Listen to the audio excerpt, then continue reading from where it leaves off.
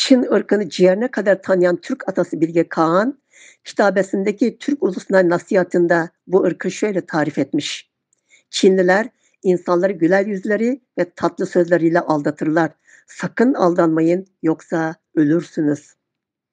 Çin Büyükelçisi Liu Xiaobing, Türkiye Dışişleri Bakanı Mevlüt Çavuşoğlu'nun beyanatlarına verdiği yalan dolu cevabının sonunda batılı ülkeler ve medyasının uydurduğu yalanlar gerçeği örtbas edemez demiş. Anılanın temsil ettiği Çin Komünist Partisi'nin işlediği 21. asrın en vahşi insanlık suçlarını tümüyle inkar ederek Türk halkını aldatma çabası Bilge Kağan'ın tarif ettiği doğası gereğidir. Doğrudur. Uydurulan yalanlar gerçeği örtbas edemez. Büyükelçi Liu'a temsil ettiği devletinin kanlı tarihi ve insanlık suçu yüklü icraatlarından bazı örnekler vererek yanıtlayayım da yalanları kimin uydurduğu anlaşılsın. Tüm Çinli ve yabancı Çin tarihçileri ile uzmanların eserlerinde yer alan örneklerin küçük bir bölümü şunlardır. 1. 1942-45 yıllarında Mao'nun Çin Komünist Partisi'nin karargahı olan Yan'an'da yürüttüğü vahşi Yan'an düzeltme hareketi. 2. ÇKP iktidarı ele geçirmeden önce işçi ve çiftçilerin desteğini kazanmak için fabrikaları işçilere, toprakları da çiftçilere vereceğini vaat ederek aldatmış, ancak Çin Halk Cumhuriyeti'ni kurduktan sonra sözlerini tutmamakla kalmayıp halkı da sindirmiş ve onları daha fakir ve perişan duruma düşürmüştür. 3. İktidarı ele geçirdiğinden beri yürüttüğü toprak reformu, devrim karşıtı, 3'e karşı, 5'e karşı, 3 büyük reform, sağ karşıtı, büyük atılım, 100 çiçek, 4 temizlik, kültür devrimi ve Tiananmen katliamı dahil. Aşağıda anlatacağım son birkaç yılın kanlı icraatları 100 milyon kadar insanın ölümüne yol açmıştır. 4. ÇKP 1959'da Tibet'e asker göndermesi ve yöre halkına yaptığı zulüm sonucu ruhani lideri Dalai Lama Hindistan'a kaçmak mecburiyetinde kalmıştır. ÇKP zulümüne devamla 1989'da Lhasa katliamında gerçekleştirmiştir. 5. Dünyanın da şahit olduğu gibi ÇKP'nin Hong Kong'u Birleşik Krallık'tan geri alırken verdiği 50 yıl süre ile bir devlet iki sistem taahhüdünü bozarak dikta rejimini orada da sürdürmektedir. 6. ÇKP'nin 1999'da başlattığı Falun Gong tarikat üyelerine yönelik acımasız baskı ve organ toplama suçu ayyuka çıkmıştır. Ayrıca Falun Gong tarikat üyelerinden topladığı bol organ sayesinde Çin, dünyanın en kolay ve en ucuz organ nakli yapan ülkesi haline gelmiş. Uygurların organları ile de başta Araplar olmak üzere Müslümanlara en çok helal organ satan ülke durumuna geldiğinden organ ticaretinde yılda milyarlarca dolar elde ettiğinden şüphe yoktur. 7. Geçenlerde virüsten hayatını kaybeden eski Çin Kültür Bakan Yardımcısı Gao Zhangshang'ın ölmeden önce dediği vücudumuz hastalığa karşı savaşıyor ancak bedeninin birçok parçası bize ait değil sözü ile son zamanlarda Çin'in çeşitli illerinde gençlerin aniden ortadan kaybolması vakası Falun Gong tarikat üyeleri ve Uygurlardan sonra canlı organ tedarik sırasının kendi ırkına geldiğini kanıtlıyor. Bu vakadan sonra Çinliler insan madeni terimini icat etmiştir. 8. Herkesin bildiği gibi ÇKP 1998 yılında bir Macao turizm şirketini paravan olarak kullanıp Ukrayna'dan uçak gemisi Varyag'ı satın almış ve Türk hükümetine askeri işlerde değil yat olarak kullanılacağını ve Türkiye'ye önemli sayıda turist göndereceğine dair taahhüt vererek İstanbul ve Çanakkale Boğazı'ndan geçirmiştir.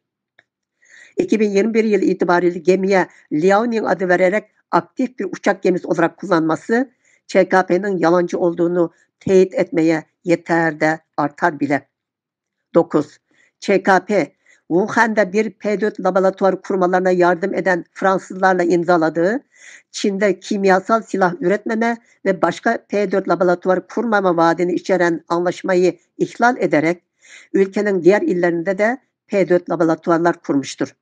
Aynı zamanda yukarıda adı geçen laboratuvarda COVID-19'u üreterek SARS virüsünü gizlediği gibi COVID-19'un insandan insana bulaşmadığı yalanıyla dünyaya yaymakla 6 milyondan fazla insanın ölümü ve dünya ekonomisi çöküşüne sebep oluyorken dünyanın o yaydığı virüsle bocalanırken fırsattan da istifade ederek haksız kazançlar da elde etmiştir. Bu da yetmedi. Virüs varyantlarının ülke çapında yayılıp 10 milyonlarca vatandaşın ölümüne neden olduğu ve yakılmayı bekleyen ceset yığınının cadde ve sokaklarda açıkça göründüğü bu günlerde enfeksiyon ve ölüm sayısını gizlemeye devam ederek sınır kapılarını açıp virüs varyantlarını yayarak dünyayı bir kez daha felakete sürüklüyor. 10.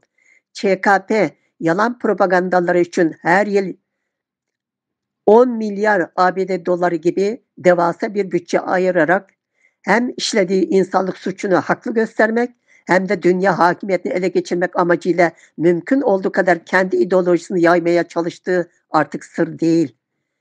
Dinleyicilerin daha fazla vaktini almamak adına bu şerçetenin diğer pek çok karanlık ve çirkin uygulamasından artık bahsetmeyeceğim. Zaten hepsi tarih sayfalarında yer almış ve almaya da devam ediyor. Doğu Türkistan'daki vahşi icraatlarına gelince 1. ÇKP tarihi çarpıtıp işgalden sonra ismini yeni toprak, yeni sınır anlamındaki Şincan olarak değiştirdiği Doğu Türkistan'ın ezelden beri Çin toprağı olduğunu iddia ede gelmekte.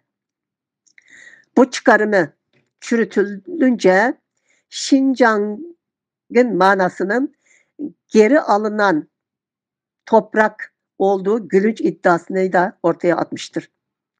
Sadece değiştirdiği ismi ile ortaya attığı komik iddiası işgal ettiğinin itirafı ve kanıtı değil midir? 2. ÇKP 1949'da Doğu Türkistan'a yardım için geçici olarak girme ve kısa zamanda çekilme sözü vererek girdiği halde bölgede kök salarak işgalini sağlamlaştırmıştır. 3. 1955'te Doğu Türkistan'ı özerk bölge olarak belirlediği halde bölge halkına kendi yasalarında yer alan özerklik hakkını hiç vermedi ve bölgeyi kendisi tam hakim olarak idare ede geldi. 4. En sağlam delilleri bile inkar edebilen ÇKP toplama kamplarını da inkar ediyor. Batılı ana akım medya ve insan hakları örgütlerinin titiz ve dikkatli araştırarak teyit ettikleri kamplara ait uydu fotoğrafları, toplama kamplarından sağ kurtulanların şahitliği, sızdırılan gizli belgelerinin hepsi yalan olması mümkün mü?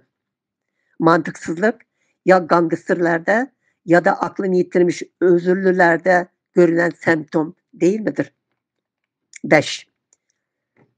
Hatırlayacağınız gibi Birleşmiş Milletler Teşkilatı İnsan Hakları Yüksek Komiseri Michelle Bachelet geçen yıl Mayıs ayında Doğu Türkistan'ı ziyaret etmek istediğinde ÇKP varsayımsal suçlama ve soruşturma değil dostane ziyaret şartıyla talebi kabul edip anılarını ziyaret sırasında soruşturma fırsatı vermeyip sadece her zamanki oyununu izletip geri göndermişti.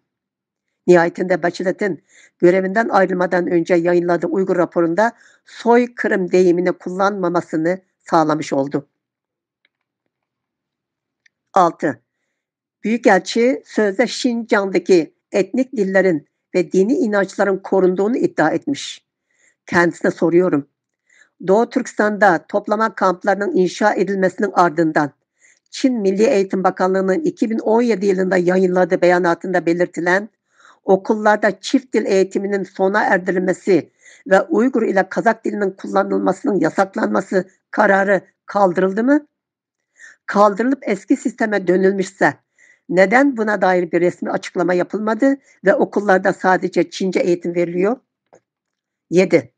Şimdiye kadar kendileri seçip Doğu Türkistan'ı ziyaret ettirdikleri ya maddi olarak kendilerine bağımlı olan Ya bu kez ziyaret için örgütlediği sözde din alimlerden oluşan ve ÇKP ile aynı otoriter karaktere sahip bir avuç Arap münafık ve araştırma gereğini bile duymayan cahil aptallardan oluşan heyet ve şahıslara kendisinin önceden hazırladığı ve sadece ziyaret sırasında kapısını açtığı raflarda Uygur yazarlarının eserleri dizili kitap evi ile civardaki Uygurları zorla sokup namaz kıldırdıkları bir iki cami ile sahneye zorla çıkarılan artistleri gösterip geri gönderdiklerine dünya şahittir.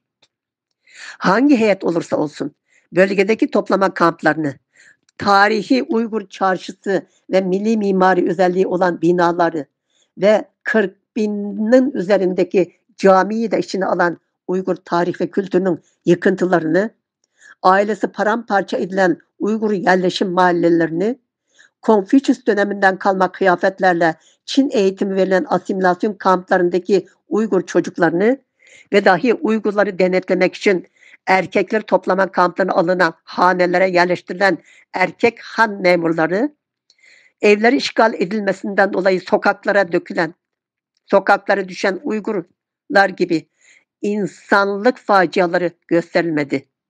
Bundan sonra gidecek heyetlerin ziyaretleri de farklı olmayacaktır. Başka ülkelerinin seçimine kadarki işlerine karışan ÇKP'nin evrensel bir mesele olması nedeniyle Doğu Türkistan'ı sınırsız ve yasaksız ziyaret etmede ısrar edenlere utanmadan iç işlerimize karışmayın diyerek reddedip suç delilleri olan yerleri göstermemesi ve adet haline getirdiği oyunları sergileyip geri göndermesi sadece zorbalık değil, aynı zamanda suçlu olduğunun delili değil midir? Türkiye Dışişleri Bakanlığı çok haklı. ÇKP, Türk heyetinin de diğer ziyaretçiler gibi Doğu Türkistan'a gidip oyununu izleyerek kalması ve kendi propaganda aracı olmasını istiyor. Hatta vicdanlarını ve dini inançlarını satan alçaklar gibi kendisinin sadık hizmetkarı olmasını da istiyor.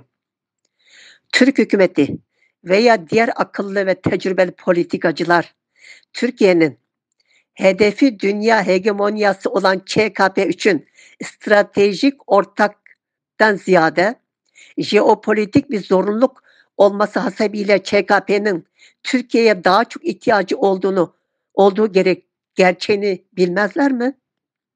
Türkiye neden ÇKP'ye boyun eğsin ki? 8. Yine ÇKP'ye soruyorum. Madem sözde Şincan'da toplama kampları yok, sadece temel bilgi ve mesleki eğitim merkezleri var.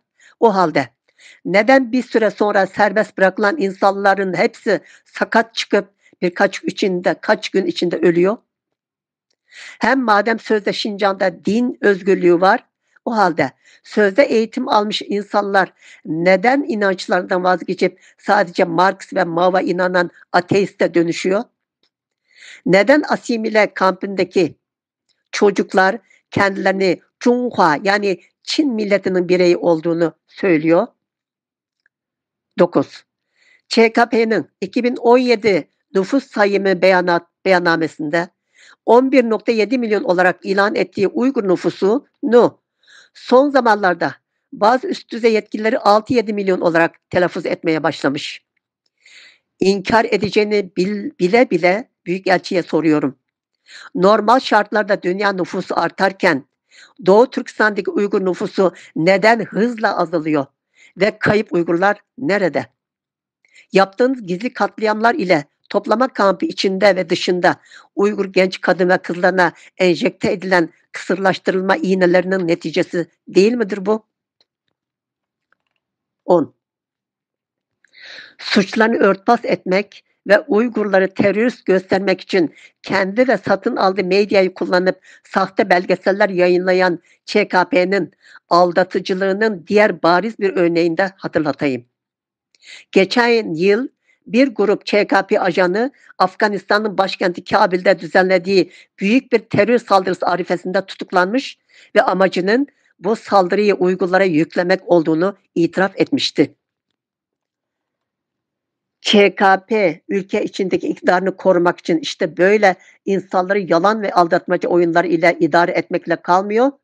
Özellikle son yıllarda kendi vatandaşlarının konuşma, düşünce ve inançlarını daha kanlı bastırıyor. İleri teknoloji ile insanların özgürlüğünü tamamen yok ediyor ve milyonlarca masum insanı katlediyor. Son olarak biraz da dış dünyadaki icraatlarını da hatırlatayım. ÇKP dış dünyaya açılıp 2001 yılında Dünya Ticaret Örgütü'ne katıldıktan sonra çeşitli aldatıcı yöntemler kullanarak ekonomisini geliştirdi. Uluslararası ilişkilerde ekonomik gücüne güvenerek kibir gösteriyor, insan haklarını ihlal ediyor, çevreyi kirletiyor, diğer ülkelerdeki endüstrileri tehlikeye atarak işsizliğe ve birçok fabrikaların kapanmasına sebep oluyor. Öte yandan kuşak ve yol gelişimindeki kredi tuzakları birçok ülkenin ekonomisinin çökmesine yol açtı ve açmaya devam ediyor.